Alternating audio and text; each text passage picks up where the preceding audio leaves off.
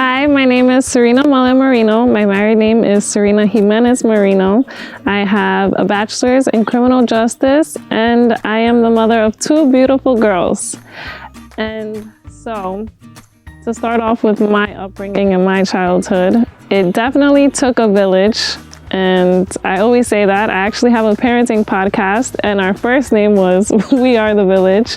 And so I was definitely raised by a village, and that village consisted of my father, my grandparents on both sides, my godmother, and a lot of people that I called my mom but weren't really moms, which consisted of teachers, aunts, and yeah.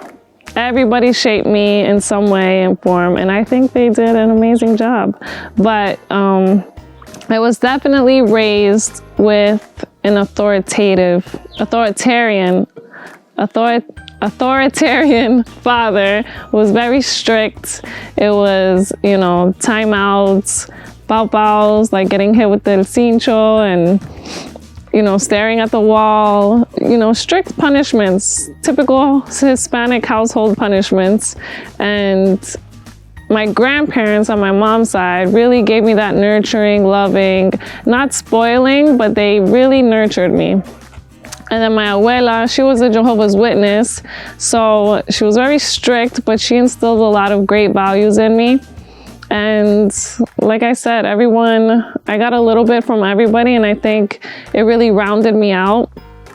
And so my mom wasn't very present in my upbringing, and so that really shaped who I wanted to be as a mom. And I'm trying to do the best that I can. My girls are about to be 3 and about to be 1. And I have a parenting podcast called The Nurturing Parent, and it's all about me unlearning how I was raised and learning to do it better. So not yelling, not saying no to my kids, which is really hard. Learning to say that there's no such thing as bad kids. They just might have or display unwanted behaviors. And not doing timeout, not hitting them. And sometimes it will come out just as, I guess, a reaction, but I'll say that I'll hit them, and they know I'm not gonna hit them. But that's definitely me seeing how I'm unlearning my childhood and trying to change it to make them better, because that's what we all want, is our kids to be better than us. And so I have the podcast with this lady who's a parenting coach. She's been coaching parents for 4 decades, and she teaches me a lot. And it's a lot about patience. It's a lot about healing ourselves before we can even really be good parents, because we have to do a lot of unhealing from our childhood. And it's been a beautiful journey, honestly. Don't want to brag, but I think my girls are pretty perfect. So I think raising kids is the most important job that there is, which is why we've decided my husband and I decided to allow me to stay home and be a stay-at-home mom. And it was also due to the pandemic, but raising kids, that's setting the foundation for who they're going to be when they're older, and it's the most important job. And that's why I think it's so important for our moms to be home with kids, even though I do believe in independence and women doing what they want for themselves and being able to be on their own. Totally support that, but at the same time, they're so little for such a short time, and the littlest things shape who they become.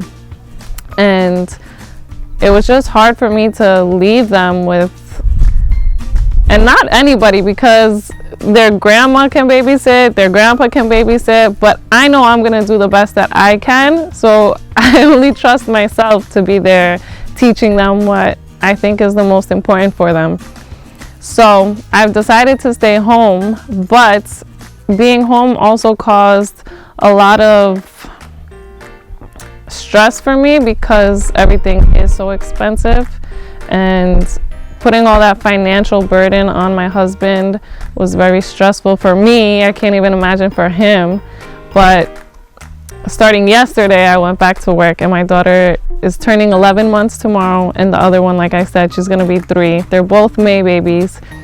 So, you know, they're big enough. Not even really, because I think the first 2 years is the most important to stay home with them. So I knocked the first one out. The second one, I tried to do it, but one, it's hard being home all day. And a lot of men say stay-at-home moms. They think we have it easy because we're home all day, we're in our pajamas, but they don't understand. But it's really hard. It's really hard to be home all day with the kids. You barely eat, and you go to sleep every night thinking, what did I do all day? But you were trying to feed kids, you're changing them, you're cooking, you're cleaning the dishes, cleaning their clothes because maybe one had an accident, just picking everything up, and you don't even know where the time went. But comes the end of the day and you're like, what did I even do? And you're exhausted, and it's tough.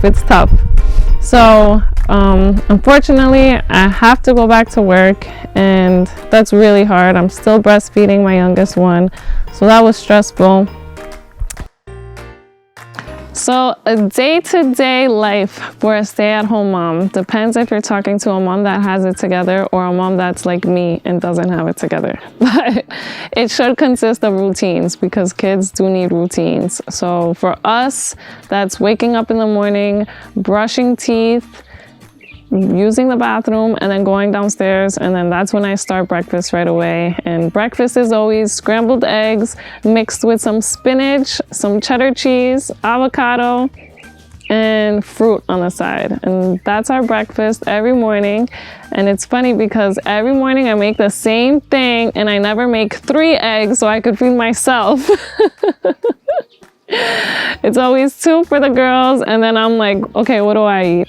So routines are very important. I am not great at routines, but it's breakfast, then playtime. We try to get outside while it's light, and here in New York it's freezing most of the year, so we try to bundle up and make it outside, but sometimes it's not happening.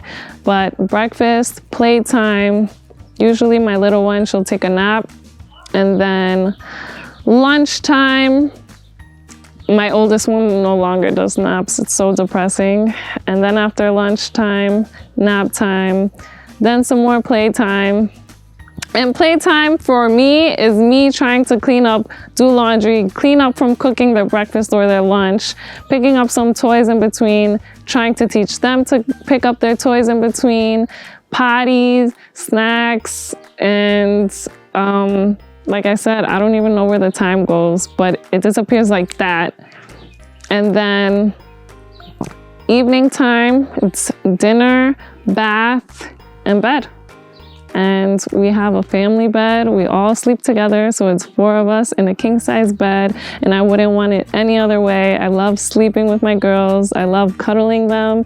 And people always tell me, you're never gonna be able to get them in their own bed, and I really don't care because I love sleeping with them. They're gonna wanna leave my bed before I ever want them to leave my bed. So I love it. And yeah, the routines, I say we lack on the routines because it's not a consistent bedtime and it's not a consistent dinner time. And I need to work on that, but it's a work in progress. Maybe by the 3rd child, we'll have that down. All I can say is that parenting is definitely one of the hardest. It is the hardest job that there is, but it is the most rewarding. And I can't wait. I can't wait because I want them to stay small, but I can't wait to see what they grow up to be and how confident they are, and if I did a good job. And you never know. We can try our best, and sometimes it's not the best, but it's a beautiful journey.